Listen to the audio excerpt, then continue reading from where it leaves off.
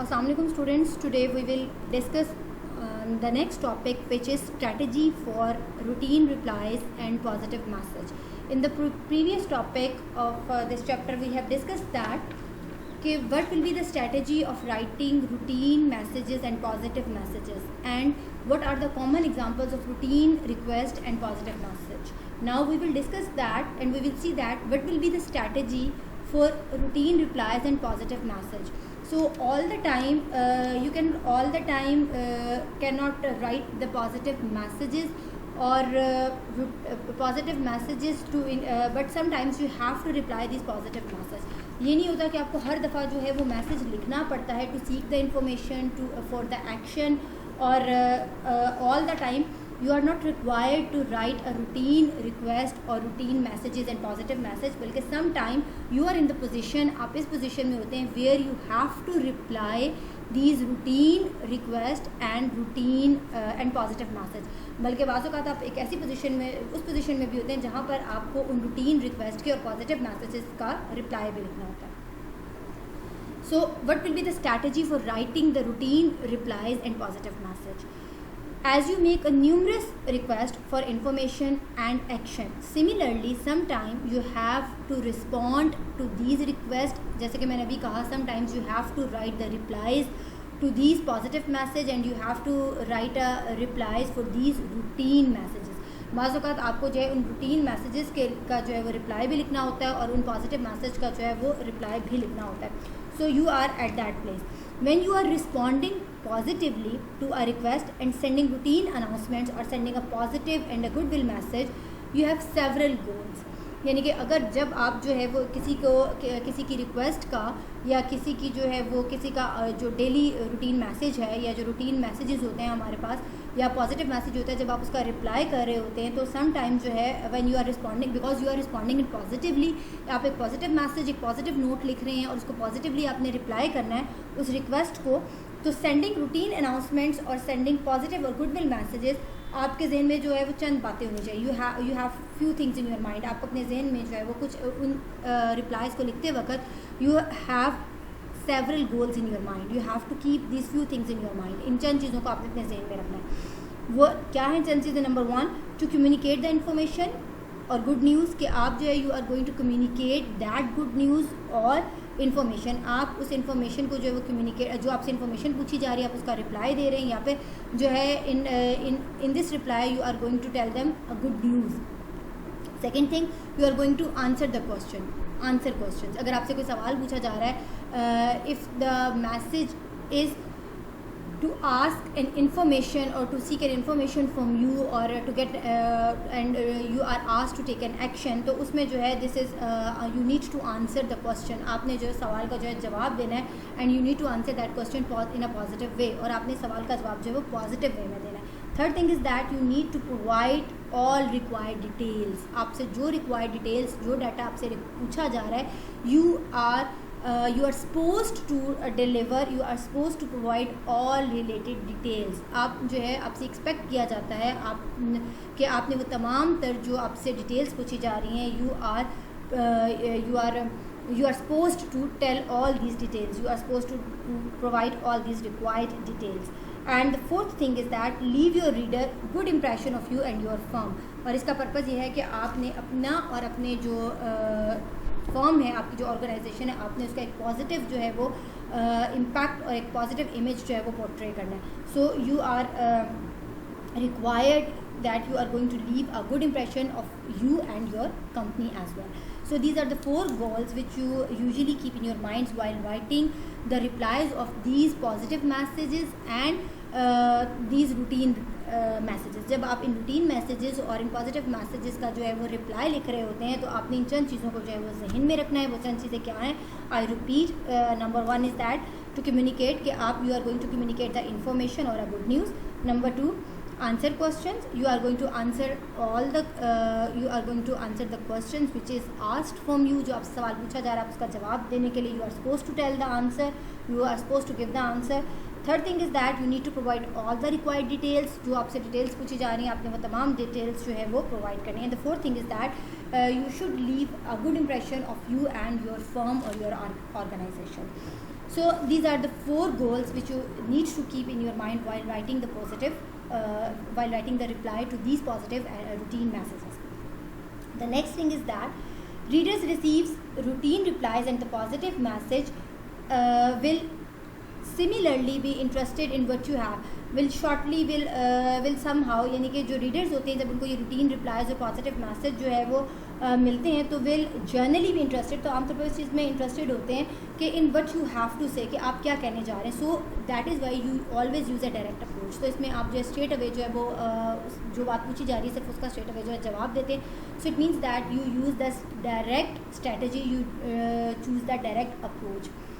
Place your main idea. अब उसका format क्या होगा उसका जवाब लिखने का उन रूटीन मैसेजेस, और बिल्कुल हमने इसी तरह जिस तरह हमने पिछले टॉपिक में देखा था कि if you are writing a routine messages and the positive message, तो उसका क्या फॉर्मेट होगा. इसी तरह जो है जब आप रूटीन रिप्लाइज लिख रहे होंगे और पॉजिटिव मैसेज का जवाब दे रहे होंगे तो भी उसका सेम जो है वो एक फॉर्मेट होगा. नंबर 1 इज़ दैट ओपनिंग, उसके बाद body, and the third one is closure. यानी कि place your main idea in the opening. अब अपने बिल्कुल बिगनिंग में और जो है वो अपना मेन आइडिया बयान करेंगे. Then you will use the body to explain all the relevant details. And the third thing is that close. You will close pleasantly, you will close cordially. Perhaps you will highlight a benefit to your reader, कि आप उसमें जो है वो highlight करेंगे जितने भी अगर आपके रीडर को जो है कोई बेनिफिट्स हैं तो you can also highlight this benefits. So now we will discuss one by one all these steps और this the format of writing the positive replies and replies to positive message and routine messages. Number 1 is that, so we will start with the main idea, जो कि opening है. तो start with the main idea. आप opening को जो वो start करेंगे main idea के साथ. इसमें आपने जो है कुछ चीज़ों का ध्यान रखना है कि while you are writing reply और while you are writing a reply to a positive message, जब आप एक positive message को reply कर रहे हैं तो आपने वहाँ पर जो है number 1 you need to start it with the main idea. Clear होगी बात कि आपने उसको मेन आइडिया से स्टार्ट करना है. By opening with the main idea और good news you prepare your audience for the details that follow. जब आप बिल्कुल बिगनिंग में और बिल्कुल शुरू में ही अपना मेन आइडिया जो बता देंगे और जो गुड न्यूज़ है वो डिलीवर कर देंगे, तो उसका पर्पज़ ये होता है, उसका मकसद ये होता है कि you are now going to prepare your audience for the details. आप अपने ऑडियंस को तैयार करें, जो फर्दर डिटेल्स आप उसको जो है बॉडी में जो है एक्सप्लेन करेंगे, उसके लिए you are making up the mind of your audience. अब अपने जो ऑडियंस है उसका जहन जो है तैयार करें. सेकेंड, यहाँ पर जो है एक एग्जांपल है आपके रिसोर्स पैक में दी हुई है. मैं इस एग्जांपल से आपको ये मज़ीद क्लियर हो जाएगा. एग्जांपल है जी, it is on the page number let me check which is the page. जी it's 172 page. It is on the page number 172 पे इस टॉपिक में जी अगर आप ये देखें तो starting with the main idea इसमें एक एग्जांपल दी हुई है. एग्जांपल कुछ यूँ है कि जब आपने जो है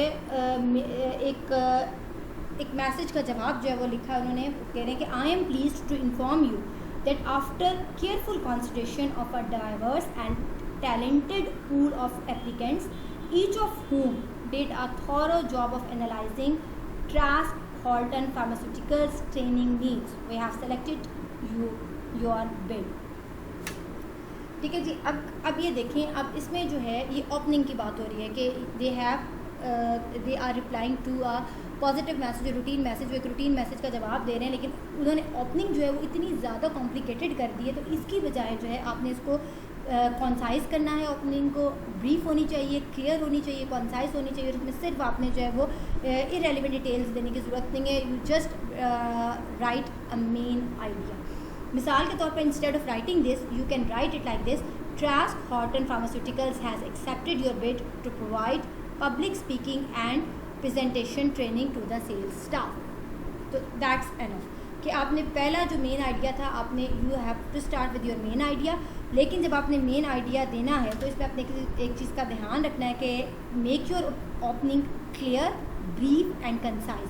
कि आपकी जो ओपनिंग होनी चाहिए वो क्लियर होनी चाहिए, ब्रीफ होनी चाहिए और कंसाइज होनी चाहिए.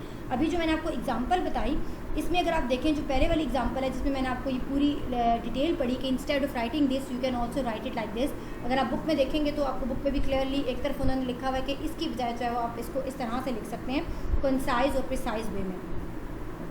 तो जो पहली वाली एग्जांपल उन्होंने जो एग्जांपल है इसमें जो पहला वाला सेक्शन है यानी कि जिसमें इंस्टेड ऑफ राइटिंग दिस जो है, इसका मतलब ये है कि इसमें किस चीज़ की गलती है कि ये वाला जो मैसेज है ये it is very cluttered with the unnecessary information, कि इसमें अननेसेसरी डिटेल दी जा रही है, मैसेज जो है उसकी समझ नहीं आ रही, वो इतना क्लटर्ड है, भरा हुआ है अननेसेसरी डिटेल्स की वजह से और जो है वो अननेसेसरी इन्फॉर्मेशन की वजह से, दैट एक्चुअली बर इज़ द मेन पर्पज़, कि उसमें जो मेन पर्पज़ था, मेन आइडिया वो कहीं दफन हो गया, वो पता ही नहीं चल रहा कि उसका मेन पर्पज़ और मेन आइडिया क्या था। जबकि जो दूसरी जो है कि instead of writing this you can also write that Transcutan pharmaceuticals has accepted यूबिच to provide public speaking and presentation training to the sales staff. इसमें अगर आप ये देखें तो जो मेन पर्पज़ है दैट इज़ वेरी क्लियर, वो बहुत क्लियर है, प्रिसाइज है और क्या है, ब्रीफ है। सो जो अदर जो है इसमें, so instead of writing the unnecessary information and details, you will write your main idea clearly, concisely and briefly. The next thing is that providing necessary details and explanation.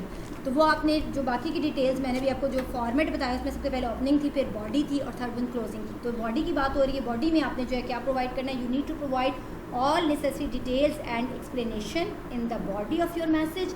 अपने message की body में आपने तमाम तर जो details हैं और explanation है उसको प्रोवाइड करना है, तो so that the reader will be able to get all the information they required और दे नीड, ताकि जो आपका रीडर है जिसको आप रिप्लाई लिख रहे हैं उसको वो तमाम तर इन्फॉर्मेशन मिल जाए जो उसको रिक्वायर्ड है। Secondly, as you provide the details maintain the supportive language. जब आप उसको ये तमाम तर एक्सप्लेनेशन या डिटेल्स दे रहे होंगे तो you need to maintain the supportive tone. आपकी टोन कैसी होनी चाहिए, सपोर्टिव होनी चाहिए, जो कि बिल्कुल ऐसी सपोर्टिव टोन होनी चाहिए which you has already establish in the beginning और इन द ओपनिंग, जो आपने वही सपोर्टिव टोन आपने बिगनिंग में भी रखनी है। सो दिस टोन इज़, उसकी रीज़न क्या है, this tone is easy to continue when your message is entirely positive. और सपोर्टिव टोन जो है वो रखना आसान होता है, उसको कंटिन्यू करना आसान होता है अगर आपका पूरा मैसेज जो है वो पॉजिटिव हो। अब यहाँ पर जो है उन्होंने एक एग्जांपल दी हुई आपके रिसोर्स पैक में, तो इसमें जो है अगर आप ये देखें तो कम्प्लीटली जो है एक पॉजिटिव टोन आपको जो है वो नज़र आएगी। लेकिन उसके बाद नीचे लेकिन आपने एक और चीज़ को भी जहन में रखना है कि ये तो इसमें हो गया कि जब आपने जो है you need to use the body of the message for giving the details and explanation so that your reader will be able to get all the information and details they required। और जब आपने वो तमाम details और information और explanation देनी है then your tone should be supportive। आपकी टोन कैसी होनी चाहिए, सपोर्टिव होनी चाहिए, क्योंकि जो है ये टोन जो है काफ़ी आसान है इसको मेंटेन करना if your message is entirely positive. अगर आपका मुकम्मल मैसेज जो है पॉजिटिव है तो it's very easy to write it or to explain it in a positive tone or supportive tone। लेकिन एक और कंडीशन ये है कि if your routine message is mixed with some negative ideas, लेकिन अगर आपका मैसेज जो है वो पॉजिटिव होने के साथ साथ उसमें कोई पॉइंट नेगेटिव है, या if it is mixed with mild disappointment, और इसमें कोई ऐसा पॉइंट है जिसकी वजह से आपका रीडर जो है वो माइल्डली डिसअपॉइंट हो सकता है, या कोई इसमें माइल्ड डिसअपॉइंटमेंट वाली कोई जो है वो इसमें डिसअपॉइंटिंग इन्फॉर्मेशन है, then put the negative portion of your message into as favourable a context as possible. यानी कि तो फिर आपने क्या करना है, फिर आपने जो नेगेटिव और डिसअपॉइंटिंग इन्फॉर्मेशन है आपने उस पोर्शन को मैसेज में जो है वो शुगर कोटेड वे में बयान करना है। शुगर कोटेड वे का मतलब ये है कि आपने उसको negative portion of your message into as favourable, आपने वो जो नेगेटिव पोर्शन अपने मैसेज का उसको पॉजिटिव करके प्रेजेंट करना है। शुगर कोटेड वे मीन्स कि उसको सम हाउ पॉजिटिव करके आपने जो है वो प्रेजेंट करना है। ट्राई टू कवर इट और ट्राई टू और you can call it try to cover it any negative information in a positive context. यानी कि आपने जितनी भी नेगेटिव इन्फॉर्मेशन है उसको पॉजिटिव कॉन्टेक्स्ट में जो है लपेट के जो है वो बयान करना है।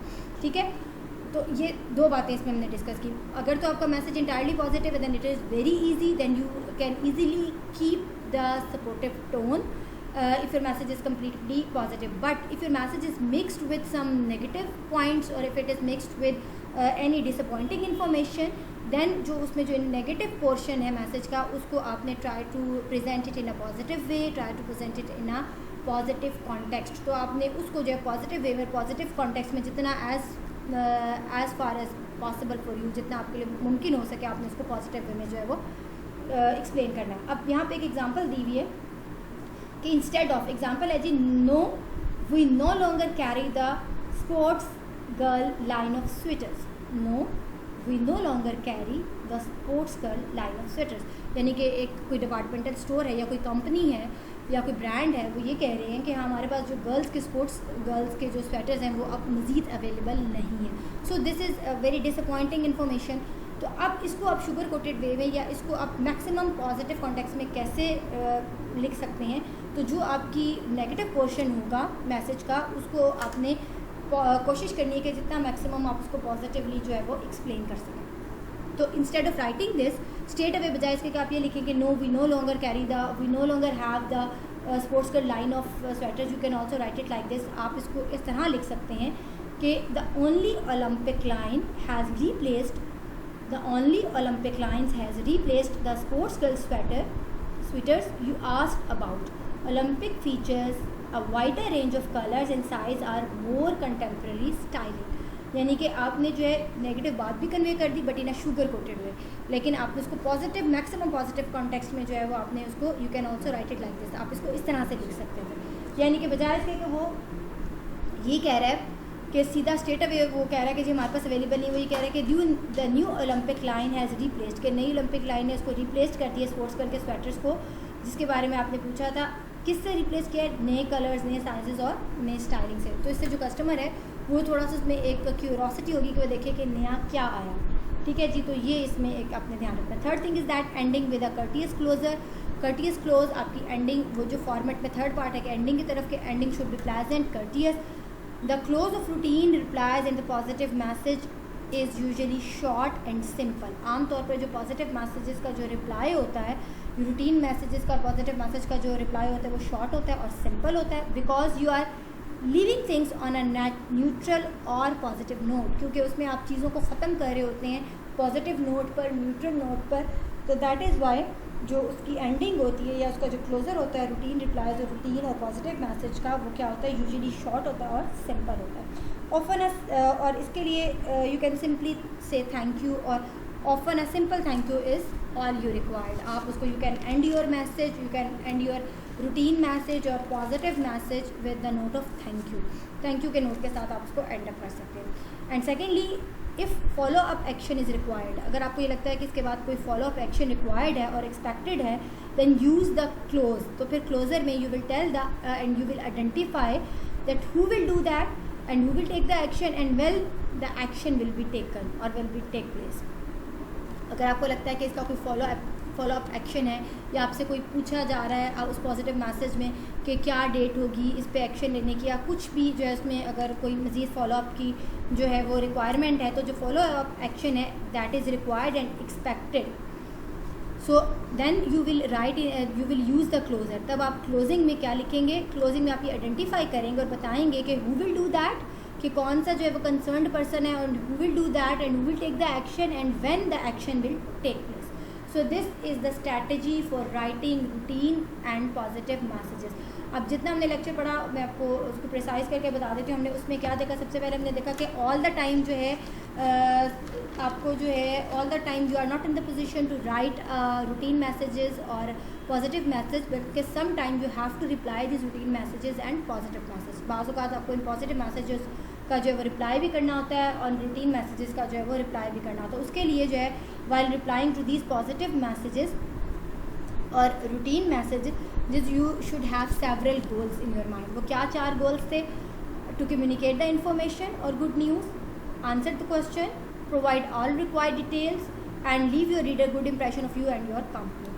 और उसके बाद जो है रीडर जो है चूँकि वो इन रूटीन रिप्लाइज़ को और पॉजिटिव मैसेज को जर्नली जो है वो उसमें उनका इंटरेस्ट ये होता है कि what you have to say, कि आप उनको क्या बताने वाले हैं. So that is why you have to choose the direct approach while writing positive messages and routine replies. और उसके बाद हमने फॉर्मेट डिस्कस किया. फॉर्मेट में सबसे पहले जो है you will start with the main idea, then the body and at the end closure, और वो मैंने आपको एग्जांपल्स के साथ जो है वो बता दिए. In the next topic we will discuss the common example के what are the common examples of routine replies and positive message.